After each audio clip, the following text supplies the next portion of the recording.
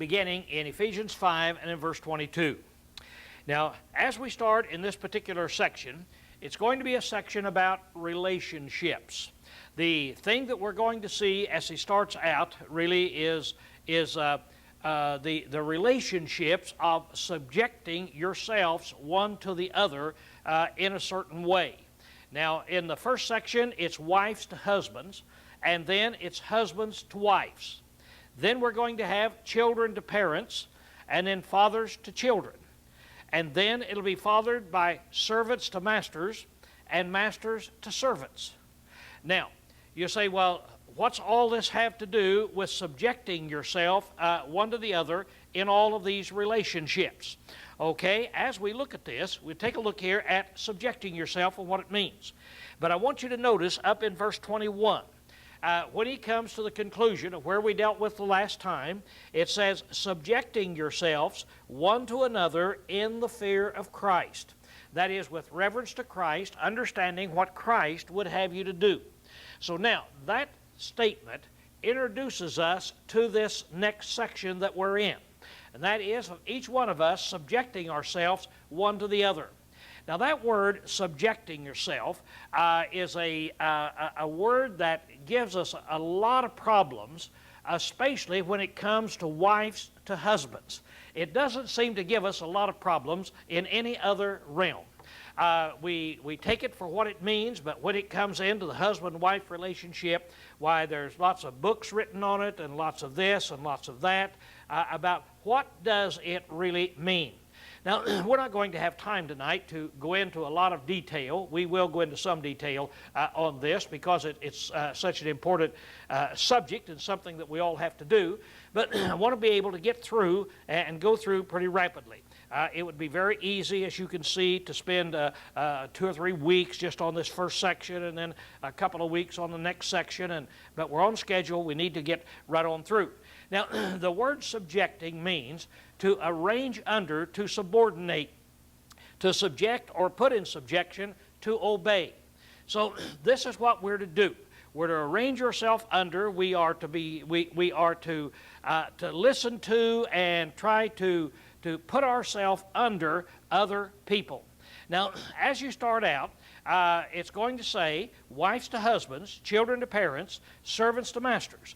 Now, with this, it doesn't give us any problems. We say, yeah, I understand why all these would be true.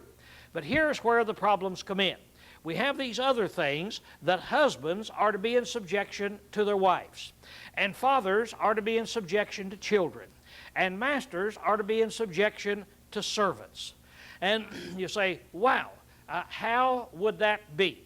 Well, that's what we want to try to put together to see what it's really telling us here in this particular section. It's saying that all these relationships, we are to subject ourselves one to the other.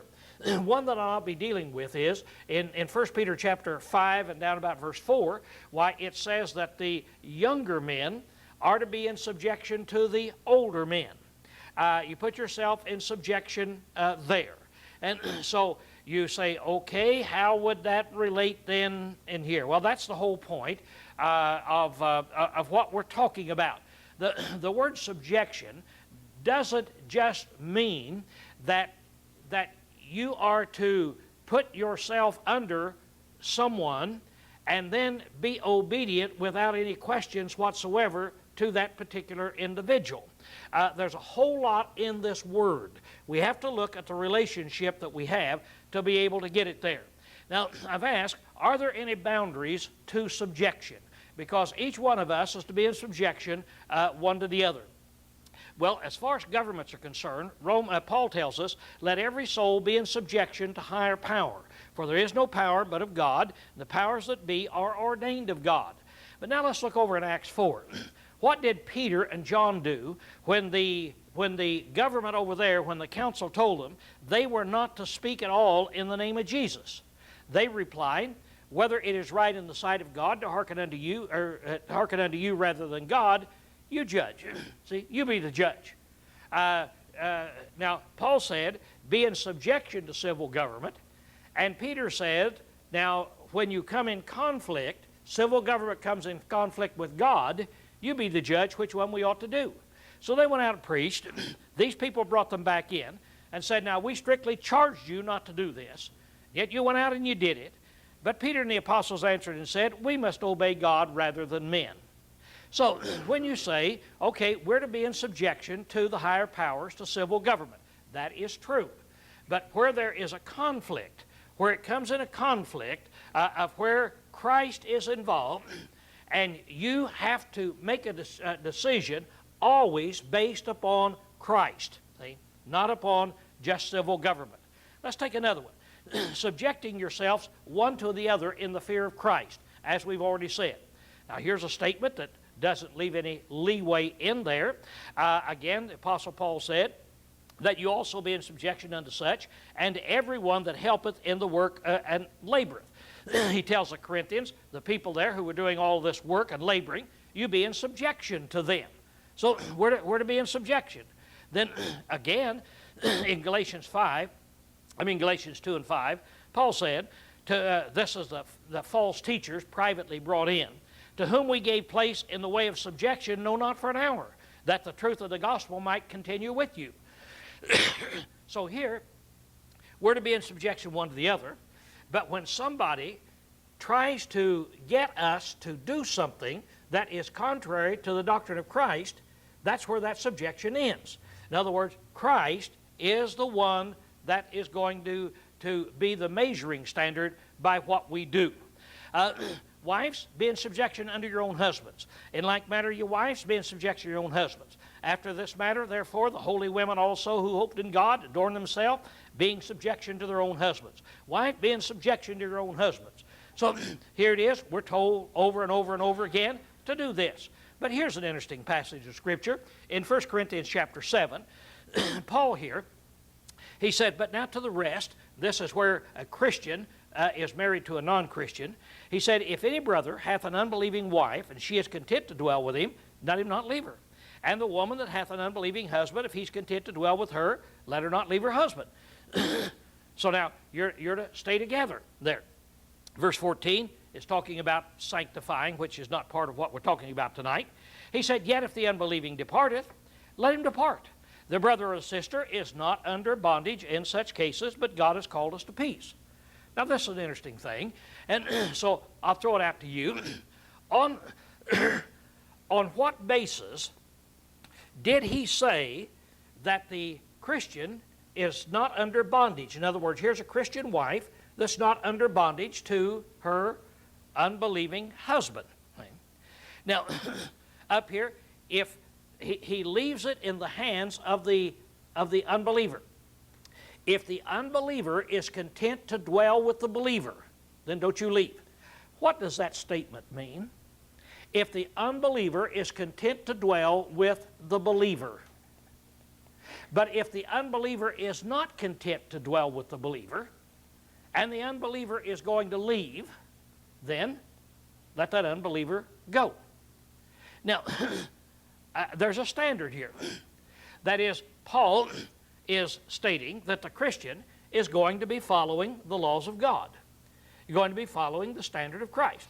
Now, if the unbelieving mate is content to live with the Christian under those circumstances, don't leave. But if the unbeliever is not content and is going to leave because the unbeliever doesn't want to live with the Christian, what does a Christian do? The Christian, especially the Christian wife, is to be in subjection to her unbelieving husband. So what does she do? See? Well, now again, we have Christ in. When it comes to obeying Christ or obeying her husband, it's always Christ. See? It's always Christ that you come into. Children, obey your parents in the Lord, for this is right. But Jesus one time said, he that loveth father or mother more than me is not worthy of me. He said that you're going to be set at odds against your parents. And there's going to have to be a decision that you make. Well, what is the decision that the child ought to do? Well, the child ought to obey the parents, right? But when there is that decision that is to be made of whether the child will obey the parents or Christ, then Jesus said, if you don't choose me, you're not worthy of me. far as elders are concerned. Obey them that have the rule over you and submit to them, for they watch in behalf of your souls. But now over in Acts, Paul is leaving the Ephesian brethren, and he's talking to the eldership there. He said, I know that after my departing, grievous wolves shall enter in among you, that is, even the eldership, not sparing the flock. And from among your own selves shall men arise, speaking perverse things to draw away the disciples after them. So now, are you to submit yourself to the elders or not? See?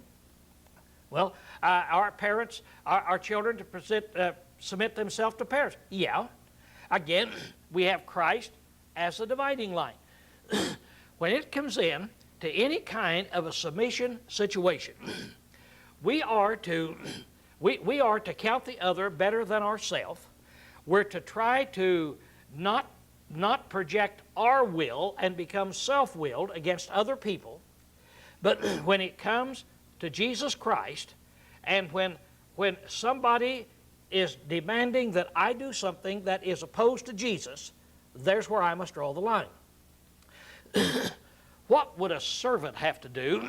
What would you tell a servant if the servant now, you're living in a nation where servants, slaves are legal, like Rome or like the South years ago, and where a master actually owns the servant, just like he owns a horse there.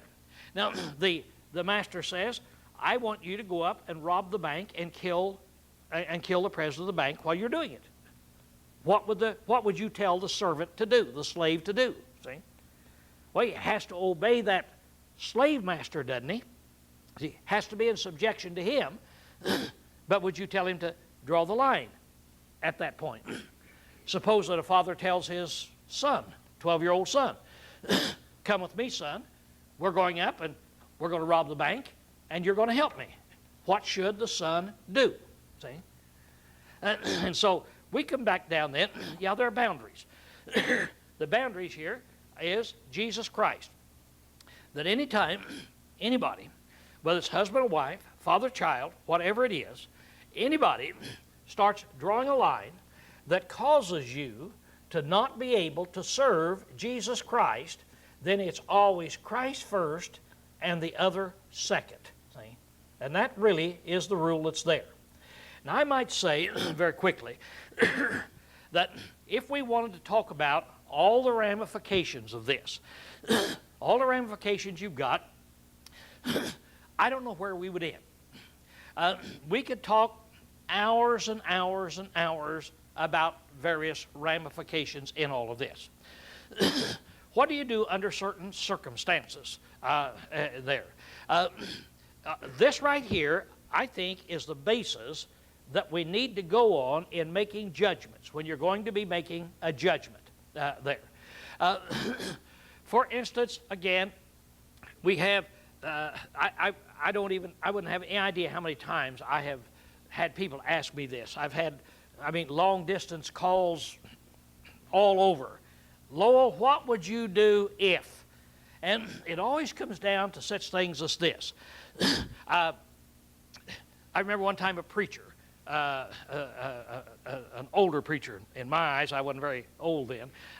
So he called it, and his daughter had just called him, and so her husband had come in, and he was mad at her, and he was going to take a gun to her, and he took his ring off and went out and he threw it as far as he could across the yard, and came in and told her, I'm going to kill you, and so forth, and she was just petrified for her life. And he was wondering, can she leave? Can she leave? And if so, on what basis can she leave? See, doesn't she have to be in subjection to him? Isn't the only reason to leave a husband is for fornication? So, on what basis can you have? Another person, the husband comes in, and every time they get ready to go to church, he's cussing and yelling and throwing furniture and grabbing the kids and telling them you can't go and cussing and just keeps the household all upset all of the time for her not doing what he would want to do. See, Well, how's she bound to him? And on and on and on and on and on and on and on and on and on and on and on you go. Now, a unique thing is, when God wrote his Bible, and when he put all of these laws, these standards of living in there, he didn't look ahead to America and say, now I'm going to put laws in that specifically deal with things in America. For instance, in New Testament times, how many guns did they have? How many Colt revolvers, you see, did they have? And so nobody in that age had to deal with a man getting his gun out and getting ready to shoot his wife. I know another time that a guy, let's see, it was a woman, I guess, she woke up and her husband had the .45, and he had it aimed right down to her head and scared her to death. Well, must she stay there?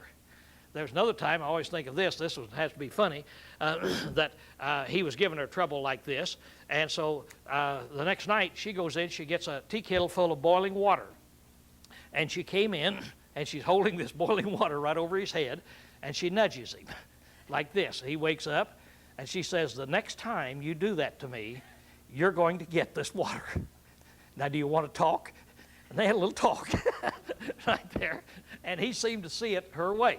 But all I'm getting at is, you can't believe all the ramifications that go in here.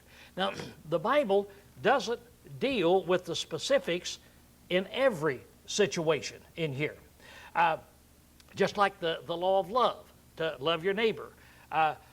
Does the Bible tell you what to do in every situation with your neighbor, or does it just give you that law, you see? And so here we have this rule. And so if somebody is causing me to not be able to use my body and my mind to serve my God, then I'm not going to submit myself to them, see, whether it's the government or whatever it is. These passages are not talking about the exceptions. See, they're not talking about the exceptions. The Bible doesn't talk about exceptions. We get zeroed in on exceptions because that's where the trouble comes. What would happen if everybody in America started doing everything the New Testament says to do? What would happen to all human relationships? See? All of a sudden they would be perfect, wouldn't they? All of a sudden there wouldn't be any problems. There wouldn't be any employer problems. There wouldn't be any husband-wife problems. There wouldn't be any problems at all if everybody would do what the New Testament says. But that's where the problem comes in. We don't do it. And then when we don't do it, then everybody has their little unique situation. And so you say, okay, what'll I do? What I'm saying is, take this rule that I'm talking about here and apply it. And when it crosses the line to keep you from serving Jesus Christ, that's the time of when your subjection ceases. Whether it's to the elders or whether it's to your husband, whether it's to the government, whatever it is, that's where it is. I will serve my God, and when you do something or demand something of me that keeps me from doing that, hinders me from doing it, then I'll not take that step. So that's what I see as we're talking about the subjection situation here. Now, let's start out in verse 22.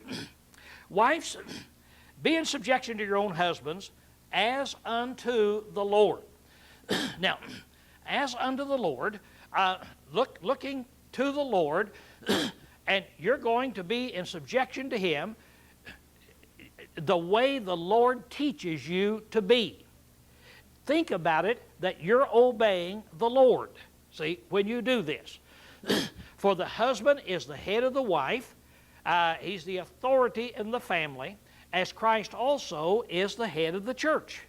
It makes it pretty plain.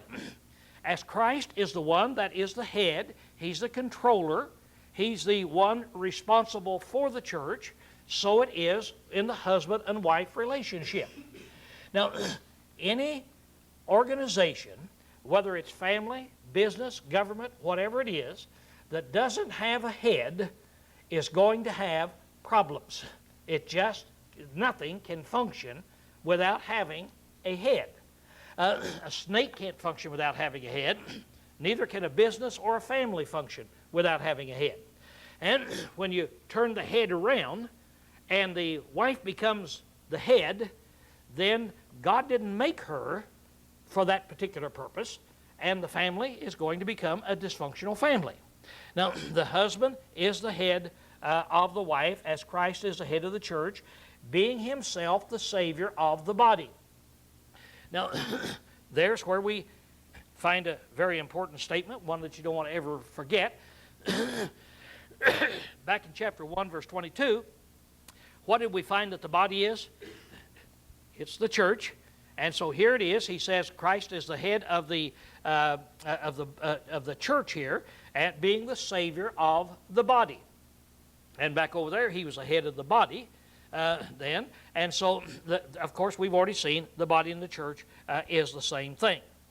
Now, he just says this is what it is. The wife is to be under the control of the husband. Now, again, since this is in a practical situation, something that is talked about a lot,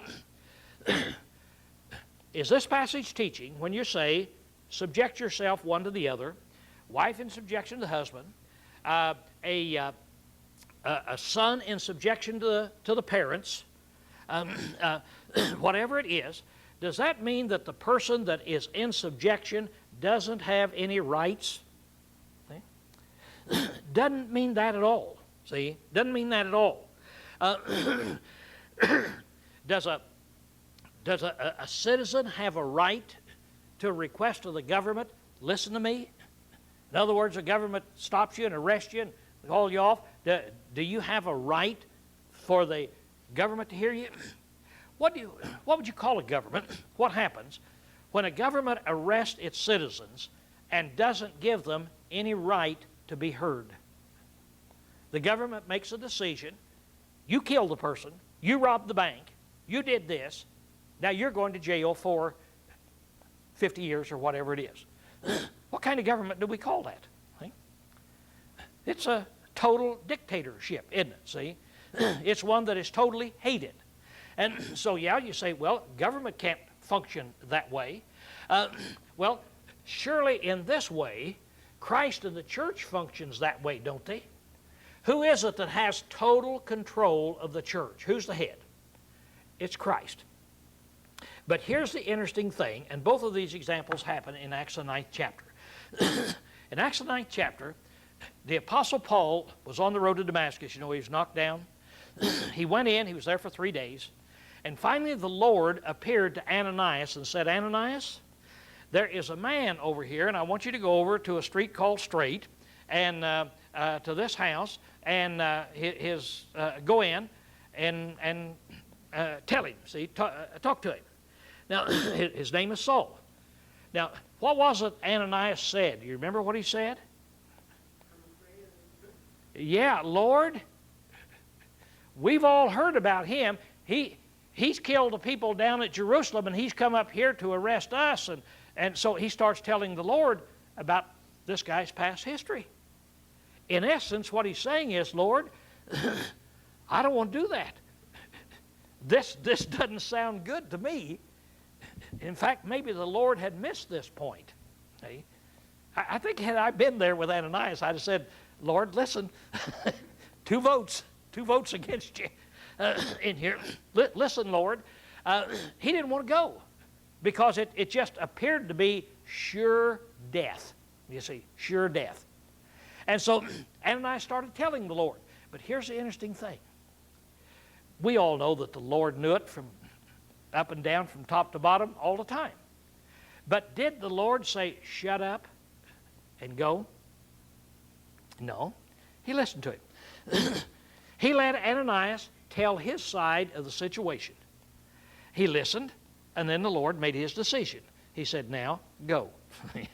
And so he went. Then Paul went down to Jerusalem. When he went back into Jerusalem, the Lord appeared to him, and he was going to join himself to the Jerusalem church. The Lord appeared to him and said, get out of town. Now, Paul had a good argument. And again, I can see Paul's whole argument. I would have been on Paul's side. Paul begins to tell the Lord something that perhaps the Lord hadn't realized. So he said, Lord, he said, all of these people out here, they know me. They'll listen to me. They know what kind of guy I was. They know how that I arrested and I tortured these people. And in essence, if there's any man in the world that the people in Jerusalem will listen to, it's me. Why, I ought to be able to go out and make an announcement that I'm going to preach in the temple, and the whole city of Jerusalem would come out to listen. Doesn't that sound reasonable to you? In other words, doesn't it sound reasonable that if Paul had made the announcement, I, Paul, the guy that was the leader of the persecution, tore up the church, I'm going to speak to you and tell you why I have come back as a Christian.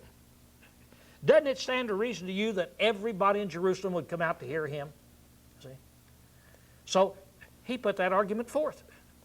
The Lord didn't say, shut up. The Lord listened. And then after he listened, then the Lord said, now go. And so the point that I want us to see, even with the Lord and the church, the Lord listens. And then the Lord, the perfect Lord, the one who knows everything from the beginning, he listened. And then he makes the final decision. So that's the way it is with anybody who is in a leadership ability. They have to actually do the same thing in this. Another one that comes to my mind, one that I think that would really, perhaps really help us. You might flip over to Hebrews, the 13th chapter.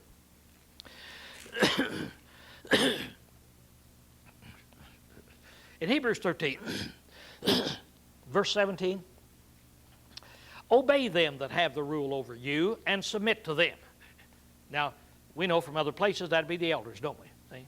So, obey the elders, those that have the rule over you, submit to them.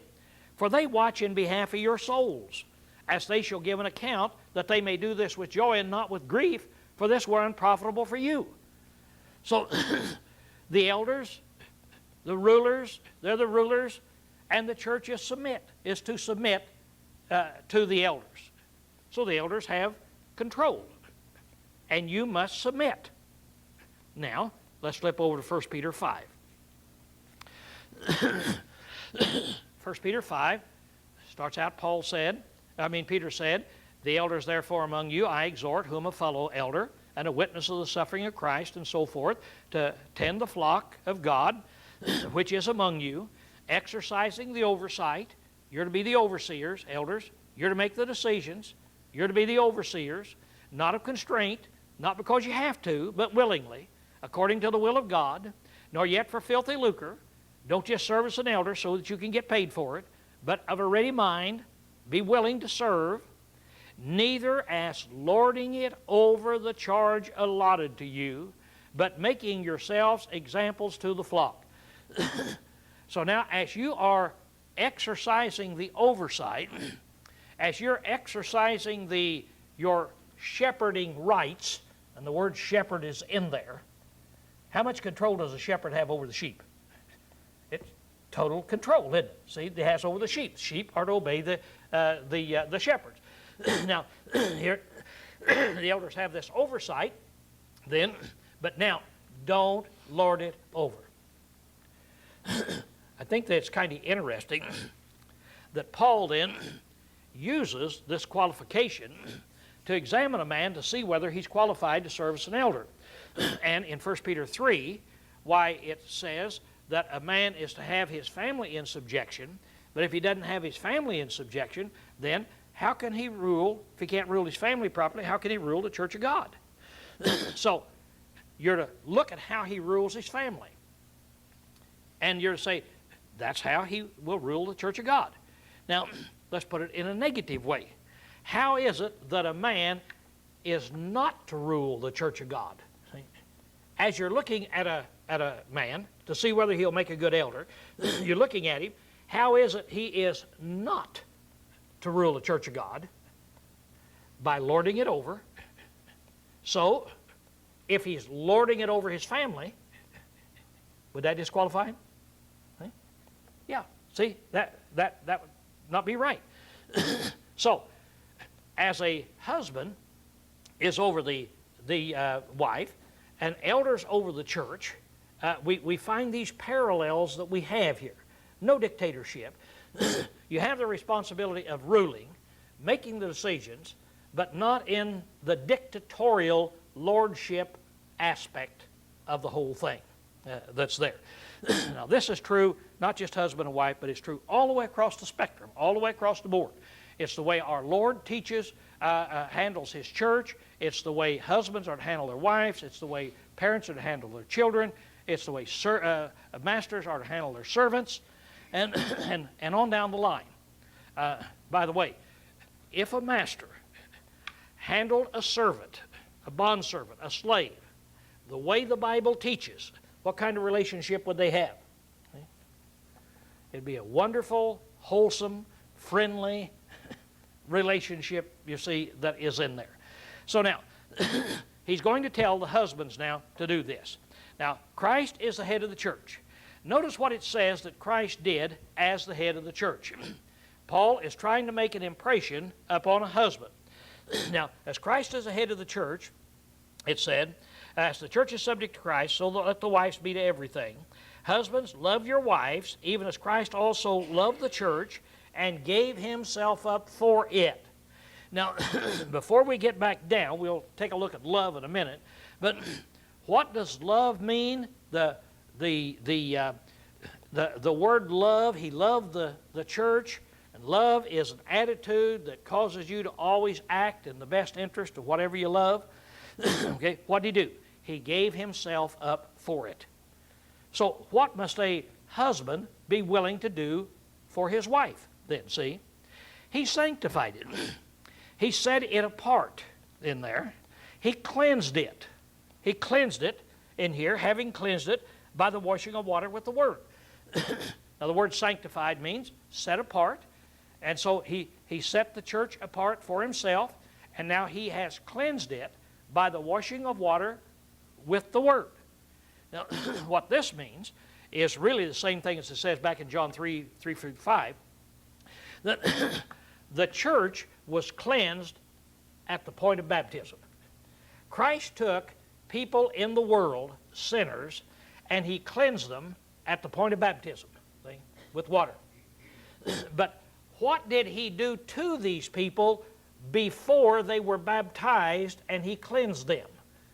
What happened to them? What has to happen to an individual before they're baptized? See? They have to hear that word, don't they? See? They have to hear the word, believe the word. Didn't Jesus say, he that believeth and is baptized shall be saved? So they have to believe the word. And so it is by the word, Christ by the sending forth his word to preach to the people. Then they responded, he cleansed them at the baptism. He presented it, the church, to himself, a glorious church, not having spot or wrinkle or any such thing. Now, a couple things that I want us to see in here. Now, the church, or the bride of Christ, is what he made it. That's the interesting thing. He presented it to himself. It's what he made it in there. So he presented it because of the kind of leader that he was. And so he presented himself a glorious church. That means a magnificent, highly esteemed church, not having spot or wrinkle or any such thing. Spot or wrinkle.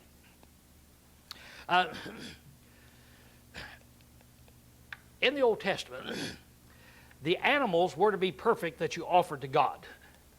They were not to have a spot on them, and they were not to have a blemish on them. So if you go out and you have a sheep out here and it's just as white as can be, but it has a black spot on the side, then you don't offer it. There's a spot that is on it. A blemish would be that maybe when it was born with a crooked leg.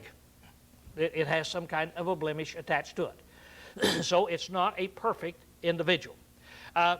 Without spot or blemish can be applied to clothing, and we can see what it is. That if you go have your suit pressed or your dress pressed and comes back, it has a spot on it.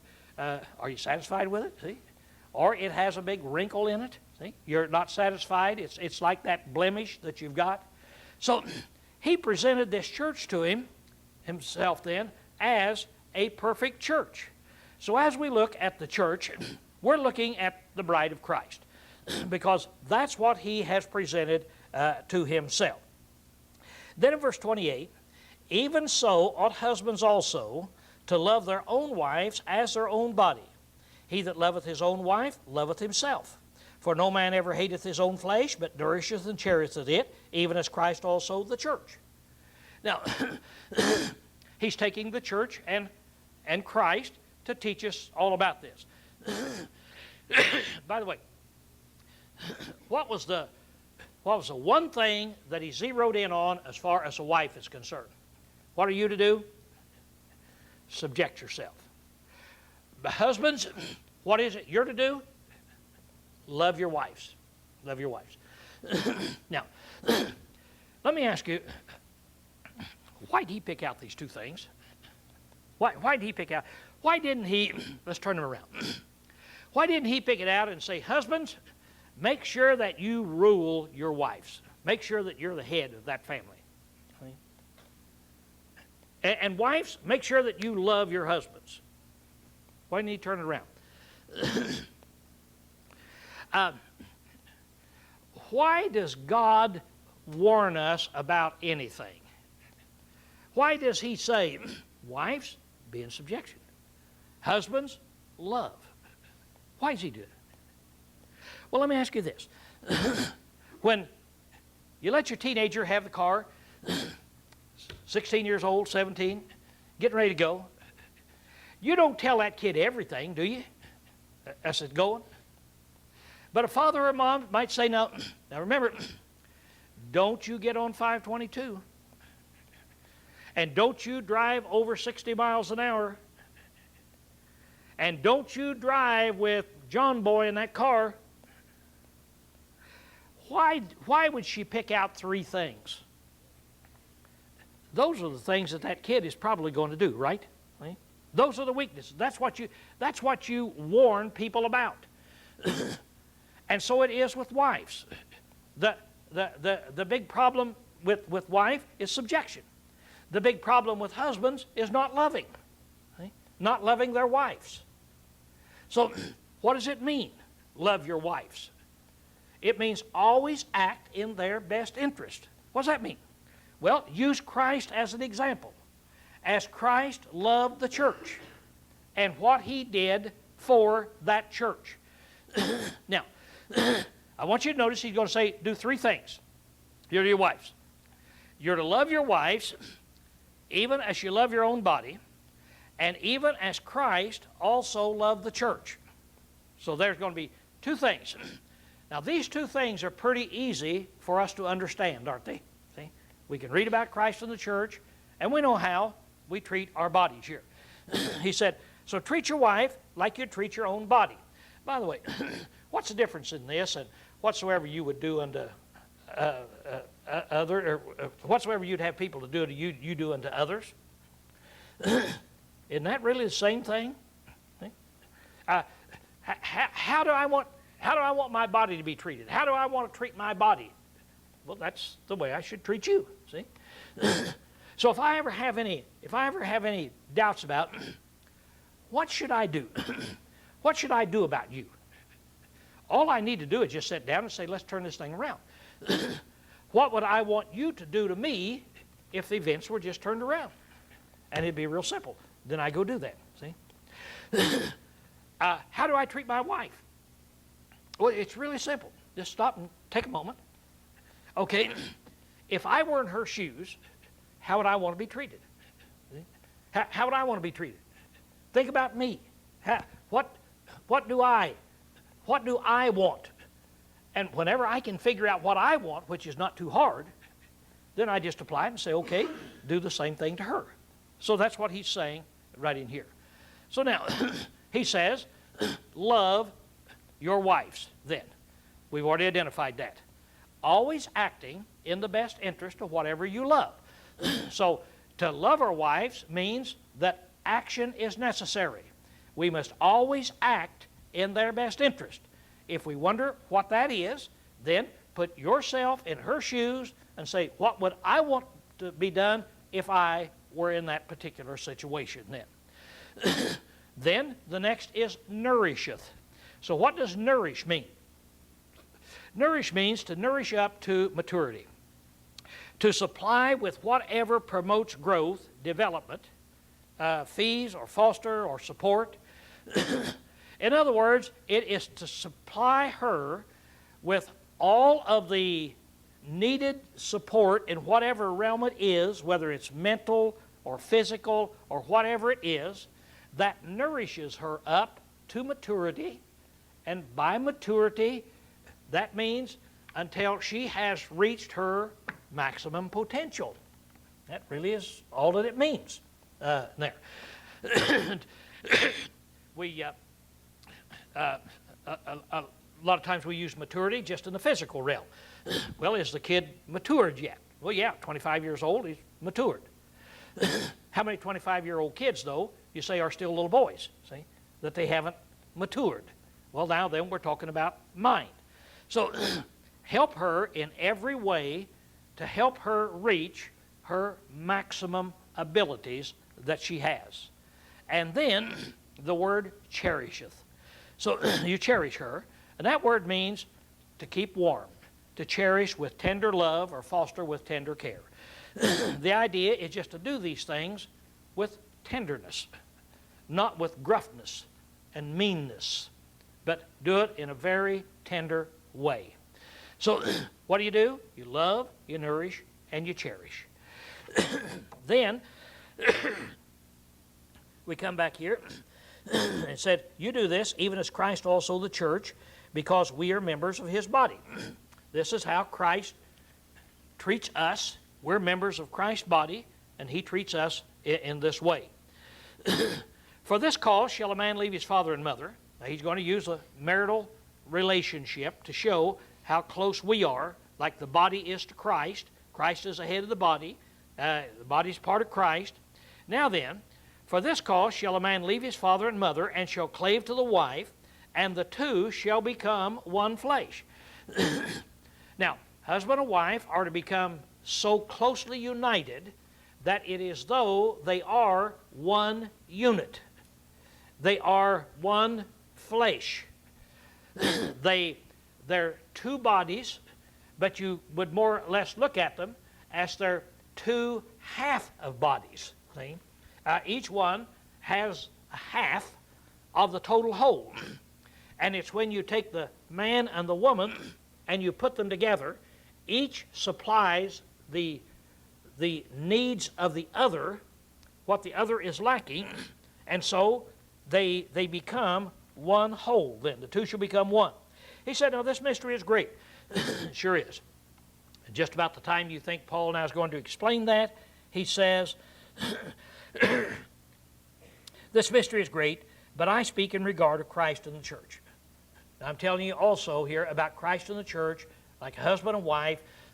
Look at your marriage in that way. Then, nevertheless, do ye also severally, that means each one, love each one, here, his own wife. Every husband, you love your own wife. Now, every wife is to be in subjection to her own husband, not to anybody else's, but to hers. So every man, love your own wife, even as himself. There's that point that we come back to again. And I suppose one of the greatest commands that we disobey in our life. And let the wife see that she fear her husband. The word fear is used in two senses. It's used in the sense of being terrified. If I knew that I was going to be thrown into a den of rattlesnakes, I would fear. I would be terrified. I would be petrified. There are degrees of fear, that you would have. If I knew that I had to go out and face a man out here, somebody came in and said, Lowell, there's a guy in here with a gun out in the hallway and he wants to see you. It would scare me. I would be terrified. I would be fearful, you see, of that situation. The word fear is used in that sense. Now, the word fear, though, is also used for awe and respect. It's used on the other end of the ladder. Have you ever seen anybody that you had so much respect for, you stood in awe of them, you looked at them as somebody that had achieved so much that you're just afraid that you would be a fool around them? You don't know whether you want to even go in their presence or not. See? How would you feel if, suppose somebody told me, Lowell, a guy as smart as Einstein is coming to visit you Sunday afternoon. Man, what am I going to talk about? Every time I open my mouth, I'll sound like a fool. What am I telling you about this guy? See? I have awe and respect for him. That can be in various things. His intellect, his physical achievements of what they've achieved in life, the character of the individual, godly, wholesome. But the whole point is this. Over here's a guy that I am scared to death of. I'm scared of because he's so mean. I'm afraid I'm going to get hurt. Over here's a guy I'm so scared of because I admire him. In other words, I elevate this guy and I put this guy down. So when I'm using scared of, I'm using it to try to show us in this. And so with the husband, it's not the scary, fearful, petrified thing. It's that you reverence, you extol, you hold them in high esteem. You see, for what they're doing for you. So these two things going, and then you have your perfect marriage. Okay, there's a first relationship before we end then.